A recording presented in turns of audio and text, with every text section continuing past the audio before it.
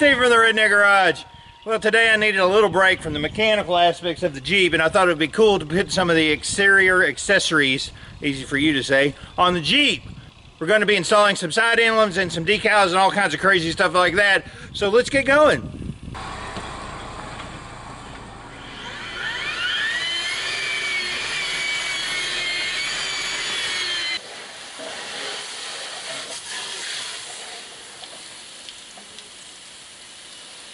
One of the things that I've really been waiting to do is in this envelope.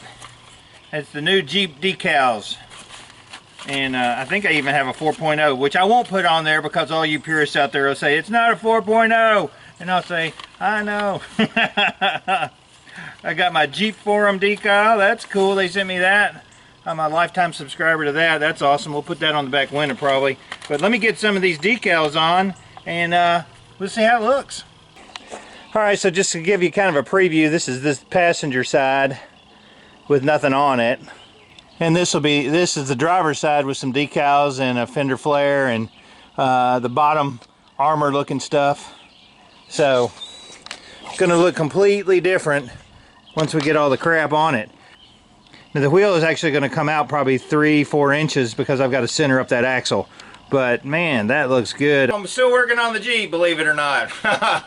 Trying to get some of the exterior accessories put on, and today we're going to be putting on the Rugged Ridge 7-inch Fender Flare kit. Now the instructions are leaving a lot to be desired. However, I thought we'd just go through some quick steps. These are actually not that bad to put on in comparison to like a YJ. The TJs are a little bit easier. So I'm going to show you what we're doing and we'll see how it looks. Because my old ones were in such bad shape and the connectors, everything was rusted out, I went ahead and bought the Fender Flairs with the parts kit. So it came with all these parts, but not a lot of instructions. Most tools that are accessible from the back, you're going to use this fastener, plastic washer, nut, and the backing, and you got to use a pair of pliers on it just to hold it, to tighten it down. And for 90% of them, that's all you're going to need. There are 3 or 4, I think it's 3, on the rears. You've got a threaded bolt here, a threaded bolt here, and a threaded bolt on the bottom there. Now I've got Bondo in there where we did some patching and body work, and I'm tapping those out so we can get the bolt in those existing bolt holes, and everything should go pretty smoothly.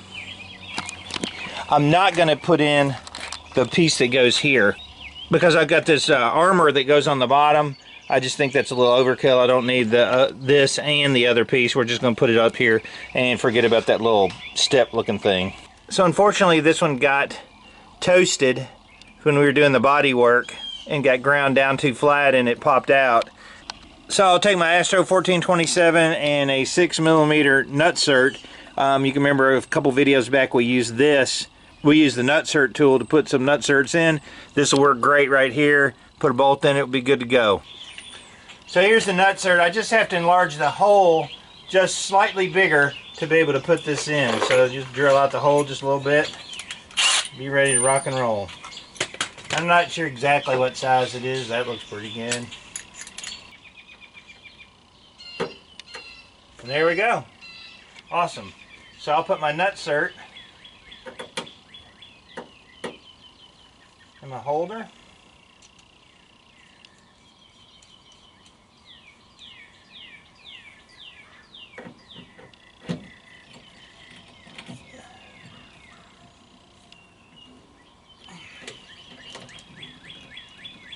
Alright, so there's our new nutsert. It's ready to put the flares on.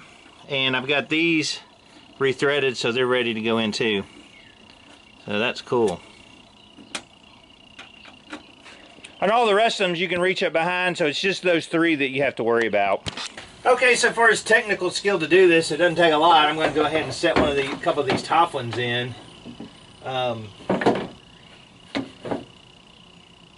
if I use the right one. Dang. Okay, so the first thing I'll do is I'll go ahead and set her up here and get it lined up.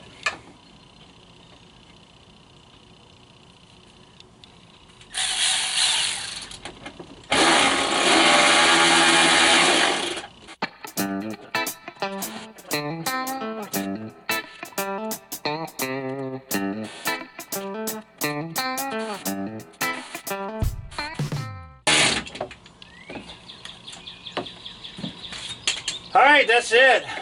Really super easy, except for those nut certs that I had to put in. I'll put the rest of them on and we'll be done with that. We can put the armor on.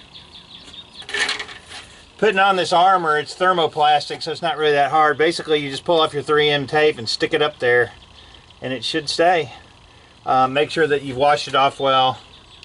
One of the reasons that I'm using the armor is that I think it looks super cool, and the other is if I've got a little variation on the bottom edge here, it's going to cover all that up, but it's not going to promote rusting because there's a little bit of a gap in between in this plastic. So I like these, and they're very light. They don't cause any weight addition. So I'm going to get these strips off for the 3M strips, and we'll put our thermoplastic on. And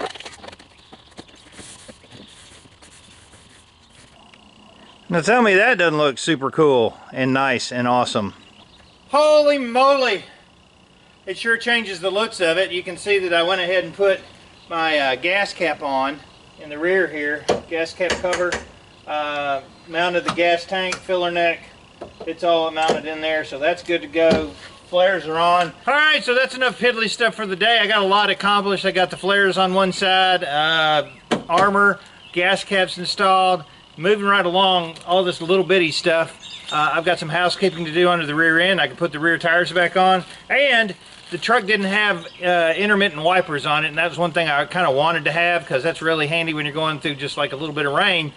So we're going to be doing an upgrade on that, and you're going to see how easy it is to fix that on yours if you just have the standard wipers. So I'm going to keep on ordering little parts and waiting and all that. Hopefully we'll be able to drive this thing in the next week around the block.